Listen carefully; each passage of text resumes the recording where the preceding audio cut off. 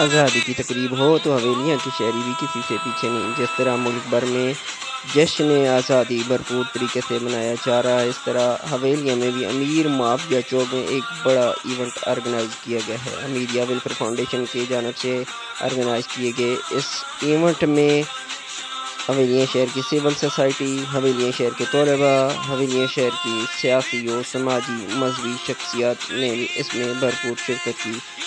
اس تقریب کا باقاعدہ آغاز کلام پاک سے کیا گیا۔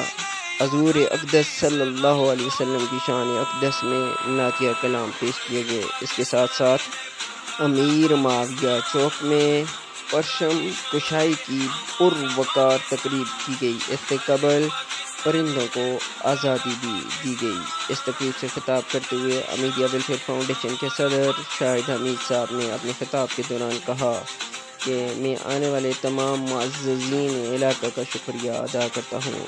اس دن کی مناسبت سے یہ کہوں گا کہ جشن آزادی کو بھرپور طریقے سے منایا جائے کیونکہ یہ ہمارا قومی دن ہے۔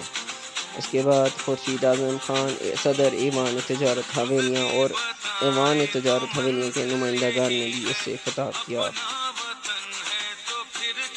خورشید اعظم نے اپنے خطاب کے دوران امیدیہ ویلفیئر فاؤنڈیشن کی جانب سے جشن آزادی کا جو میلہ امیر معاویہ چوک میں سجایا گیا اس پر خورشید اعظم خان نے امیدیہ ویلفیئر فاؤنڈیشن کے صدر شاہد حمید کا شکریہ ادا کیا اور اس کے ساتھ ساتھ ان نے امن و امان کی بگڑتی صورتحال کے حوالے سے بھی 14 اگست کی مناسبت سے حکمرانوں کو، سول سوسائٹی کو، ہمارے اداروں کو ایک خاص پیغام دیا۔ ان کا یہ کہنا تھا کہ ملک میں عدم استحکام کی صورتحال ہے جو آئے روز بڑھتی جا رہی ہے۔